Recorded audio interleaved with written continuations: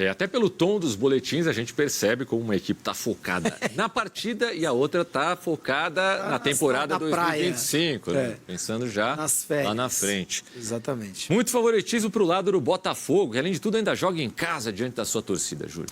Hoje falaram de eu estava ouvindo atentamente o Lucas Herrero, mas hoje não ventilaram um reforço... Oscar para o São Paulo. Ontem o Belmonte, dirigente do São Paulo, ele disse que o Oscar...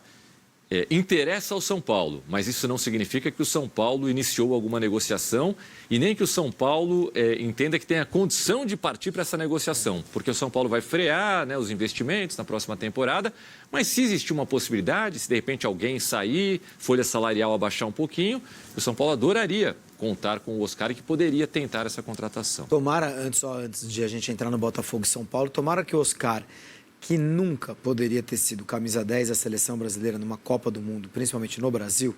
Claro. Acho que o Oscar foi e é um bom jogador. Um ótimo jogador em alguns momentos até. Mas o Oscar, ele conseguiu um dos 5 maiores salários do planeta. O empresário dele é um gênio, tem que fazer uma estátua para todas as gerações dele, da família do Oscar, rezarem diante da estátua do empresário para os próximos 200 anos, e acho que ele nunca poderia ter sido tão titular. Oscar e mais 10 em algum momento a seleção brasileira era. Concordo. Eu acho que ele nunca foi esse jogador. Mas, para o nível do futebol brasileiro, é claro que eu não estou acompanhando os anos do Oscar na China. Mas ele está lá jogando e tem números importantes. E ganha prêmio de melhor do ano quase todo ano. E vale lembrar que o Hulk e o Renato Augusto, que rivalizavam com o Oscar como grandes nomes do futebol chinês, quando voltam... jogam bem, né? Jogam. Então é bem possível que o Oscar volte bem.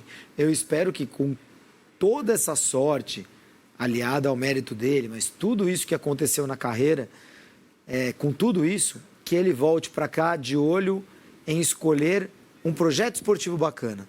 Um clube em que ele se sinta melhor, o desafio que ele considere mais bacana. Eu quero ganhar a Copa Libertadores com a Portuguesa, sei lá.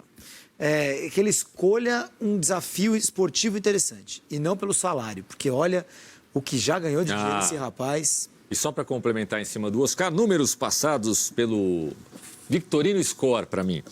8 anos de China, 113 assistências, 77 gols, 5 títulos, 3 da Liga Chinesa. E dizem lá no Sul que interessa também ao Internacional, que foi o segundo clube dele. O Roger Machado já aprovou essa tentativa de negociação. Ele cai bem para qualquer um, para o Palmeiras, para o Flamengo, para qualquer time. Também acho. Até para o Botafogo, que é o melhor do campeonato. Quando ele for contratado, você já sabe qual vai ser a manchete aqui no Depois do Jogo, né? E o Oscar vai para... Oscar goes to boas. Mas falando de Botafogo e São Paulo, é um jogo desigual. Um jogo absolutamente desigual. Aí que entra um pouco da minha crítica dos pontos corridos. Você pega times em situações completamente diferentes ao longo do campeonato. Não é um campeonato igual, né? Não é um campeonato em que todo mundo tem as mesmas condições para enfrentar todo mundo. Eu acho que isso é um pouco uma falácia aí da história desse debate, né, aqui no Brasil. Então é um jogo que nesse momento é o melhor momento para alguém enfrentar o São Paulo. É nessa reta final aí, desde que o São Paulo caiu eliminado nas Copas e se posicionou ali na 6ª colocação. E com o próprio título da Libertadores do Botafogo, o São Paulo se garantiu na fase de grupos da próxima Libertadores, o São Paulo está de férias. Mesmo que o jogador não queira, mesmo que o treinador faça todo o esforço, mesmo que o diretor chame todo mundo na chincha, a cabeça do cara está em outro lugar. O futebol é um esporte que demanda um foco coletivo, assim, uma união de esforços muito grande. Cada jogo demanda isso. E o São Paulo não está nessa pegada, né? São Paulo tem jogador pensando em contrato, tem jogador pensando no jogo, tem jogador pensando nas férias, tem jogador com dores, tem jogador... É um time que não competiu, não conseguiu competir bem nessa reta final e acho muito difícil que vá competir contra o Botafogo, Tomás. A saída de alguns titulares, nem acho que seja o grande problema. Acho que quanto mais jovens fossem os jogadores que o Zubeldia colocasse em campo e mais motivados, mais dificuldade ele poderia levar para o Botafogo. Não acho que o São Paulo esteja fazendo escolhas para entregar o jogo para o Botafogo, mas acho que é um jogo que só vai se complicar se o Botafogo estiver muito tenso, sabe?